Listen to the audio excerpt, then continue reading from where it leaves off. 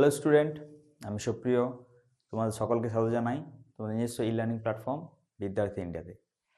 আজ আমরা আলোচনা করব ক্লাস 6-এর দ্বিতীয় অধ্যায়, যেটা হচ্ছে পৃথিবীর আকৃতি আসলে কীরকম, সেই সম্বন্ধে আমাদের আজকে আলোচনার বিষয়টা রয়েছে।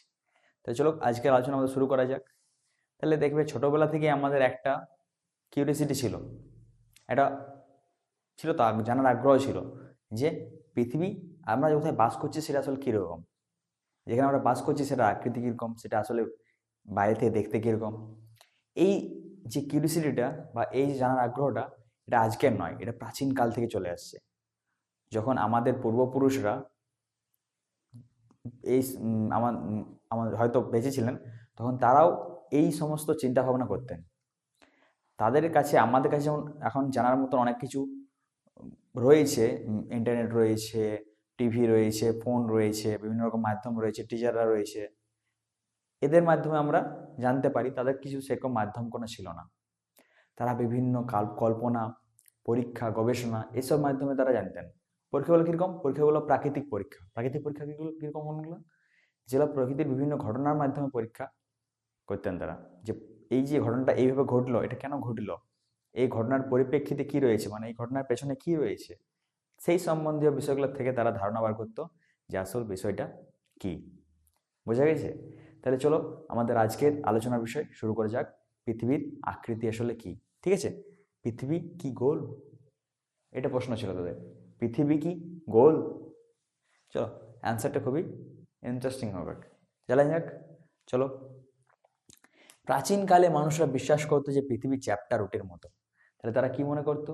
পৃথিবী একটা চ্যাপ্টা ভূমি, প্রায় রুটের মতো। চীনের লোকের তো এরকম ধারণা ছিল যে পৃথিবী ওই শুধু চীনেই পৃথিবী, চীনের বাইরে যে সমস্ত অংশগুলো আছে সেটা বড় বড় ড্রাগন, দৈত্যাকার মাছ, এইসব জিনিস বাস করে। পৃথিবী চীনের বাইরে আর কোনো পৃথিবী নাই, তারা এরকম চিন্তা ভাবনা করতেন। তাহলে আগেকার লোকের কি চিন্তা ভাবনা ছিল? যে পৃথিবী হচ্ছে একটা চ্যাপ্টা রুটের মতো, মানে পৃথিবীর নিচে কিছু নাই, ওই চ্যাপ্টা রুটের মতো এক জায়গায় যে পৃথিবী শেষ হয়ে যাবে, যে সেই প্রান্তটা পৌঁছতে পারি তাহলে আমরা পৃথিবীর শেষটা দেখতে পাবো, এরকম ধারণা ছিল ব্যক্তির। তো সেই সময় রেলগাড়ি, এরোপ্লেন কিছু ছিল না, তবুও পৃথিবীর শেষ দেখার একটা উদ্বেগ ছিল মানুষের মনে। এই উদ্বেগ দেখার জন্য তারা কি করতো? ঘোড়ার পিঠে, উটের পিঠে, জাহাজে করে দূর দূরান্তে পাড়ি দিত। চলো আজকে আমরা পৃথিবীর শেষটা দেখে আসি। যাদের সম্ভ্রান্তশালী ব্যক্তি ছিল, যারা একটু সমাজে একটু নামি দামি বা ধন সম্পত্তির মালিক ছিল, তারা এই উদ্যোগগুলো নিতে পারতো। কি, চলো বার হওয়া যাক, আমরা পালতোলা জাহাজ নিয়ে যাব এবং দেখে আসবো যে পৃথিবীটা কোথায় শেষ হচ্ছে। এরকম উদ্যোগ অনেক লোকেই নিয়েছিল কিন্তু সেই সময়।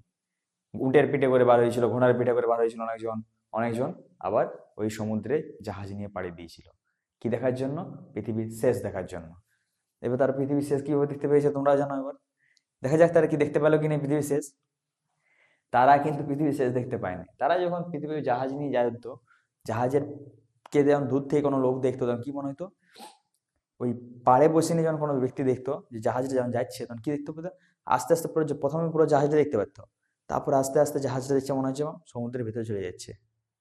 ঠিক আছে, মনে হয় যেমন সমুদ্রের ভিতরে চলে যাচ্ছে। তারপরে জাহাজের মাস্তুল দেখতে পাইতো, ওই তীরের লক্ষ্য করলে দেখা যেত প্রথমে গোটা জাহাজটা, তারপর শুরু জাহাজের পাল, তারপর মাস্তুলের মাথাটুকু, তারপরে জাহাজের পালটা, এই পাল, তারপরে শুধু মাস্তুলটুকু দেখতে পাতো। মনে হতো জাহাজটা বাঁকানো ঢাল বেয়ে নিচে নেমে গেল, বাঁকানো ঢাল বেয়ে কোনোটা নিচে নেমে গেল। এইরকম ভাবে একটা দৃশ্য তারা দেখতে পেত। কারা দেখতে পেত? যারা কিন্তু পাড়ে বসে রয়েছিল, যারা ওই সম্ভ্রান্তশালী ব্যক্তিগুলোকে যেতে দেখতো, যে তারা দূর দূরান্তে পাড়ি দিচ্ছে, তারা প্রথম যদি এখানে বসে থাকে কি দেখতো? পুরো জাহাজটাকে দেখতে পাচ্ছ। তাদের চোখ দেখিয়ে দেখছে পুরো জাহাজটা দেখতে পাচ্ছে। তারপরে কি সময় দেখতে পাচ্ছে? এক সময় দেখতে পাচ্ছে পুরো জাহাজটা হয়তো মাস্তুল অংশ দেখতে পাচ্ছে। তো আস্তে আস্তে ডুবতে ডুবতে কি হলো? পুরোটাই ডুবে গেল। বেশ, এটাই ছিল যীশু খ্রিস্টের জন্মের 200 বছর আগে, প্রায় বিফোর ক্রাইস্ট বার্থ 200 BC, যীশু খ্রিস্টের জন্মের প্রায় 200 বছর আগে কি হয়েছিল? গ্রিক দার্শনিক অ্যারাটোস্থেনিস এই ব্যাপার লক্ষ্য করে বলেছিলেন যে পৃথিবীর আসলে গোলাকার। কে বলেছিলেন? অ্যারাটোস্থেনিস প্রথম। তাহলে কে বলেছিলেন? এখান থেকে আমরা কোশ্চেন পেয়ে যাবো একটা। তাহলে পৃথিবী যে গোলাকার সেই ধারণা প্রথম দিয়েছিলেন অ্যারাটোস্থেনিস। যদি বলা হয় কোন ভারতীয় এই ধারণা দিয়েছিলেন, তাহলে হবে আর্যভট্ট। ঠিক, আর্যভট্ট বলেছিলেন যে পৃথিবী গোলাকার ভারতীয় হিসাবে। এখানে কি আছে 1519 সালে কি হয়েছিল, সরি 1519 সালে পর্তুগিজ ভূপর্যটক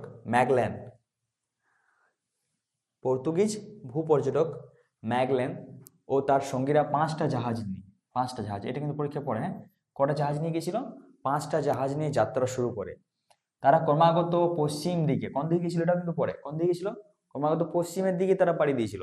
পশ্চিম দিকে গিয়ে শেষ পর্যন্ত তারা যেখান থেকে যাত্রা শুরু করেছিল আবার সেখানে ফিরে আসে। মনে করো এই জাহাজ নিয়ে আমি এখান থেকে বার হইলাম, এই একটা বন্দর, আমার এই বন্দর থেকে বার হইলাম, এই জাহাজ দিয়ে পশ্চিম দিকে ঘুরে ঘুরে ঘুরে ঘুরে আবার আমি এখানে পৌঁছালাম, ঠিক আছে, সেই বন্দর ফিরে আসি। এইভাবে প্রদক্ষিণ করতে গিয়ে স্পষ্টভাবে বোঝা গেল যে পৃথিবী চ্যাপ্টা, সমতল নয় বরং গোলাকার। এই যে যেখান থেকে পাড়ি দিল আবার সেখানে ফিরে এলো, তারা এই ধারণা থেকে কি স্পষ্ট ধারণা কি পৌঁছালো এখান থেকে, যে পৃথিবী চ্যাপ্টা বা ওই রুটির মতো বা সমতল নয়, পৃথিবী হচ্ছে গোলাকার। তার জন্য তারা যেখান থেকে যাত্রা শুরু করেছিল আবার সেখানে ফিরে এসে পৌঁছালো। বুঝা গেল? এই সমস্ত যে ধারণাগুলো, এই ধারণাগুলো কনক্লুশন সঠিক ধারণা বলে কেউ সেরকম ভাবে মানে যার ইচ্ছা হয়তো সে মানতো, যার ইচ্ছা হয়তো সে মানতো না।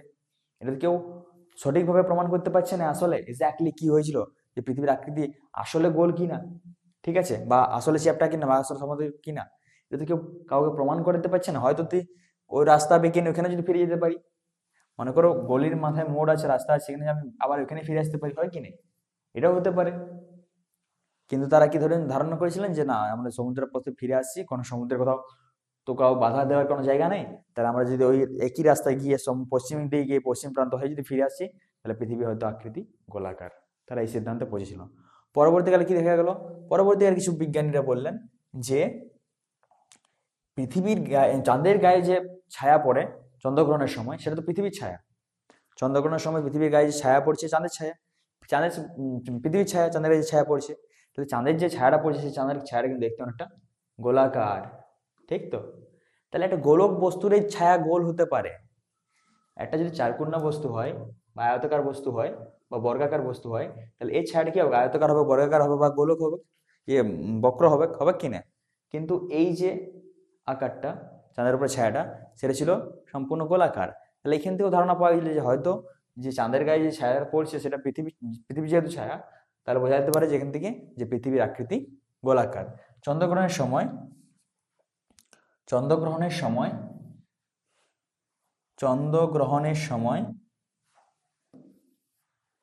পৃথিবীর গোলাকার ছায়া পড়তে দেখা যায়। চাঁদের উপর কি দেখে পৃথিবী গোলাকার ছায়া পড়তে দেখতে পাওয়া যায়। এর থেকে বোঝা যায় যে পৃথিবী আকৃতি গোলাকার, কারণ একটি গোলাকার বস্তুর ছায়াই গোলাকার হয়, ঠিক তো? তাহলে এখান থেকে আমরা গোলাকার ধারণা পাইলাম যে একটা গোলাকার বস্তুর ধারণায় ছায়াই গোলাকার হতে পারে। এইখান থেকে একটা সিদ্ধান্তে পৌঁছা গেল যে হয়তো তাহলে পৃথিবীর আকৃতি গোলাকার। বেশ, বোঝা গেছে? এবার দেখি পৃথিবীর বিভিন্ন জায়গায় বিভিন্ন সময় সূর্য ওঠে, এটা আমরা সবাই জানি। পৃথিবীর বিভিন্ন জায়গায় বিভিন্ন সময় সূর্য ওঠে বলে পৃথিবীর বিভিন্ন জায়গায় বিভিন্ন রকম সময় দেখতে পাওয়া যায়। আমাদের এখানে যে এখন যদি হয় দিনবেলা হচ্ছে, রাতে আমেরিকাতে হতে পারে রাত হচ্ছে কি না, বা নিউজিল্যান্ডে এখন হচ্ছে সন্ধ্যাবেলা হচ্ছে, আমাদের যে সকাল হয়তো। তাহলে এই যে সময় পার্থক্য, এটা সূর্য ওঠার জন্য তো হয়। সূর্য ওঠার জন্য যেখানে যে সময় সূর্য উঠবে সেখানে দিন হবে, যেখানে সূর্য অস্ত যাচ্ছে সেখানে রাত্রিবেলা হচ্ছে। তাহলে পৃথিবীর বিভিন্ন জায়গায় বিভিন্ন সময় সূর্য উঠছে। এইখান থেকে কি ধারণা পাই, যদি পৃথিবী সমতল হতো বা চ্যাপ্টা হতো, তাহলে পৃথিবী এক জায়গায় উঠতো, তাহলে সবাই পৃথিবী দেখতে পেতো সূর্যকে, পাইতো কি নেই? তাহলে পৃথিবীর বিভিন্ন জায়গায় বিভিন্ন সময় সূর্য ওঠার কোনো কারণ থাকতো নাই। সব জায়গায় একই সঙ্গে দিন হতো, সব জায়গায় একই সঙ্গে রাত হতো, কিন্তু এটা হচ্ছে না। পৃথিবীর বিভিন্ন জায়গায় বিভিন্ন সময় সূর্য ওঠে, কোথাও আগে আবার কোথাও পরে, পরে হবে না, পরে হয়ে গেছে। পৃথিবীর যদি চ্যাপ্টা বা সমতল হতো, তাহলে সব জায়গায় একই সময় সূর্য উদয় হতো।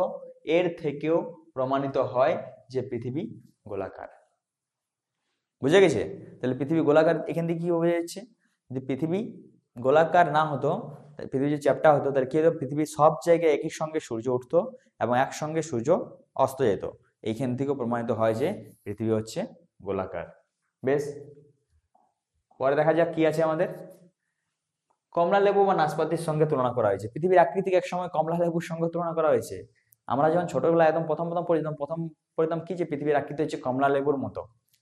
ছোট বাচ্চাদেরকে বোঝানোর জন্য প্রথম বলে দেওয়া হয় যে পৃথিবী আসলে তো গোল তো নয়, পৃথিবী গোলীয় আকৃতির অনেকটা অভিগত গোলক। অভিগত মানে ঠিক গোলক, গোল নয়, ঠিক গোল নয়, যেটা বলা হয় গোল থেকে একটু ভিন্ন, সেটা বলা হয় অভিগত গোলক।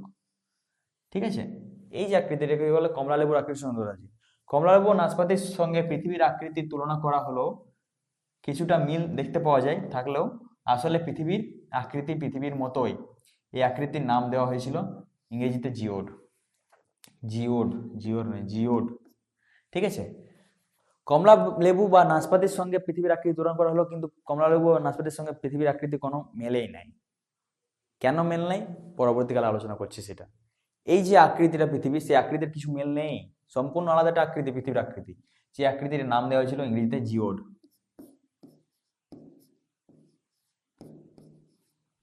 ঠিক আছে, এই জিওড যে আকৃতিটা, সেটা হচ্ছে পৃথিবীর নিজস্ব আকৃতি। এই আকৃতিটা অন্য কারোর সঙ্গে তুলনা করা যায় না, বর্ণনা করাও যায় না। এই জন্য এই আকৃতির একটা সম্পূর্ণ আলাদা নাম আছে, কি আকৃতির? জিওড। তাহলে পৃথিবীর আকৃতি কিরকম বলতে পারি আমরা? তাহলে পৃথিবীর আকৃতি হচ্ছে পৃথিবীর মতোই, পৃথিবীর আকৃতি কারোর সঙ্গে তুলনা করা যায় না। এই যে আকৃতির, সেই আকৃতির নাম হচ্ছে কি? জিওড। ঠিক আছে, পরবর্তীকালে তোমরা অন্য উচ্চ ক্লাসে বুঝতে জানতে পারবে যে পৃথিবীর কোন দিকটা কতটা বার হয়ে আছে, কোন দিকটা কতটা চ্যাপ্টা হয়ে আছে, কোন দিকটা কত স্ফীত আছে। এখন জেনে রাখো যে পৃথিবীর আকৃতি হচ্ছে পৃথিবীর মতোই, পৃথিবীর আকৃতি কারোর সঙ্গে তুলনা করা যায় না। পৃথিবীর আকৃতি প্রথম যে ধারণাগুলো, সেই ধারণাগুলো মনে রাখতে হবে যে প্রথম কি কি পড়েছিল। পৃথিবীর আকৃতি প্রথম ধারণা ছিল যে পৃথিবীর আকৃতি রুটির মতো চ্যাপ্টা। তারপরে কি হলো? পৃথিবীর আকৃতি হতো গোল। তারপরে কি আকৃতি হলো? পৃথিবীর আকৃতি হয়তো গোলও নয়, কমলা লেবুর মতো। তারপরে কি এখন বলছে? পৃথিবীর আকৃতি না কমলা লেবুর মতনও নয়, পৃথিবীর আকৃতি সম্পূর্ণ স্বাধীন, তার আকৃতির নাম হচ্ছে জিওড। এই ধারণা পেলাম। এবার এইখানের থেকে আমরা বুঝতে পারি যে পৃথিবীর আকৃতি জিওড বলছি কেন আমরা, তো কারণ থাকবে। পৃথিবীর আকৃতি কমলা লেবু, গোল তোল এইসব বলে ডিজাইন দিলাম, মানে বলা হলো। তারপরে কি বলছিলাম আমি? পৃথিবীর আকৃতি না, কোনো আকৃতি নয়, পৃথিবীর আকৃতি একটা হচ্ছে নতুন আকৃতি, সেই আকৃতি হচ্ছে কি? জিওড। আসলে জিওড আকৃতি কি? কোনো কখনো ভেবে দেখবে, কখনো ভেবে দেখবে পৃথিবীর সর্বোচ্চ স্থান হচ্ছে হিমালয়। পৃথিবীর সর্বোচ্চ স্থান হচ্ছে হিমালয় পর্বত, মাউন্ট এভারেস্ট। সমুদ্র তল থেকে প্রায় 8,848 মিটার উপরে রয়েছে। সমুদ্র তল থেকে যদি আমি সমুদ্র তল ধরি, তাহলে এখান থেকে প্রায় 8,848 মিটার উপরে কে রয়েছে? আমাদের হিমালয় পর্বত রয়েছে। ঠিক আছে, উঁচুতে হিমালয় পর্বত রয়েছে। উঁচুতে আবার হিমালয় সর্বোচ্চ স্থান করছে আবার পৃথিবীর সর্বনিম্ন স্থান প্রশান্ত মহাসাগরের মারিয়ানা খাত। আবার কোথাও পৃথিবীকে যে সব থেকে নিম্নতম স্থান প্রশান্ত মহাসাগর কি নিম্নতম স্থান, সে কি নাম হচ্ছে? মারিয়ানা খাত। কত? 10,915 মিটার নিচে রয়েছে। নিচুতে সব থেকে রয়েছে এটা, এবং এই উঁচু জায়গা, এই সব থেকে উঁচু জায়গা এবং এই সব থেকে নিচু জায়গা, দুটা যদি পার্থক্য আমরা দেখি, তো প্রায় 20 কিলোমিটার হবে। কত? 20 কিলোমিটার। এইভাবে একটা ভাবনা দেখো যে পৃথিবীর কোথাও একটা এত উঁচু জায়গা রয়েছে, আবার কোথাও একটা এত নিচু জায়গা রয়েছে, যার পার্থক্য প্রায় 20 কিলোমিটার। সেই অঞ্চলে কিভাবে আমরা একটা গোল বলতে পারি? গোল বলতে সম্ভব? কোথাও একটা 10,000 মিটার উপরে উঁচু রয়েছে, আর কোথাও প্রায় 10,000 মিটার নিচু জায়গা রয়েছে। প্রায় 10,000, 8,800, প্রায় 9,000 বলছি, প্রায় 9,000, প্রায় 10,000, 11,000 হচ্ছে প্রায় এটা। কোথাও 9,000 মিটার উঁচু জায়গা রয়েছে, কোথাও প্রায় 11,000 মিটার নিচু জায়গা রয়েছে। তাহলে সেই জায়গাটা আমরা কিভাবে বলতে পারি যে একটা গোলক হতে পারে? হওয়া সম্ভব কোনোদিনও? তাহলে পৃথিবীর আকৃতি আমরা লক্ষ্য করি, পৃথিবী যদি গোল বলছে, গোল নয় আসলে।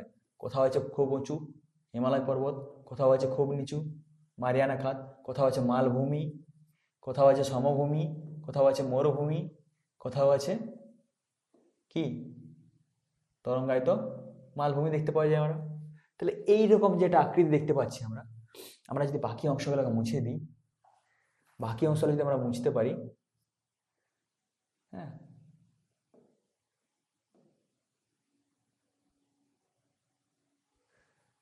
বাকি অংশগুলো যদি আমরা মুছে দিই, তাহলে আমরা যে আকৃতিটা পাচ্ছি, আমরা এই যে আকৃতিটা, এটা আমরা বলতে পারি যে পৃথিবী। এটা এত কি গোল মনে হচ্ছে কোথাও কোনো দিক থেকে? হচ্ছে না। এই আকৃতি হচ্ছে জিওড। এটাই কি? জিওড। বুঝে গেল?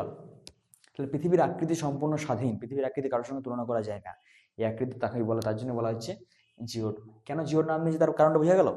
পৃথিবীর আকৃতির মধ্যে এত কিছু বৈচিত্র্য দেখতে পাওয়া যায়, তার জন্য পৃথিবীর আকৃতিকে বলা হয়েছে জিওড। বেশ, তোমাদের ক্লাসের মধ্যে এইটুকুই ছিল। এর থেকে বেশি যদি তোমার জানার ইচ্ছা হয় বা আরও কোনো যদি প্রশ্ন থাকে তোমাদের মধ্যে, তাহলে অবশ্যই আমাকে জানাবে। তোমাদের সেই প্রশ্নগুলো আমি সমাধান করার চেষ্টা করব। ঠিক আছে? বেশ, আমি আজকের ক্লাস এখানে শেষ করছি।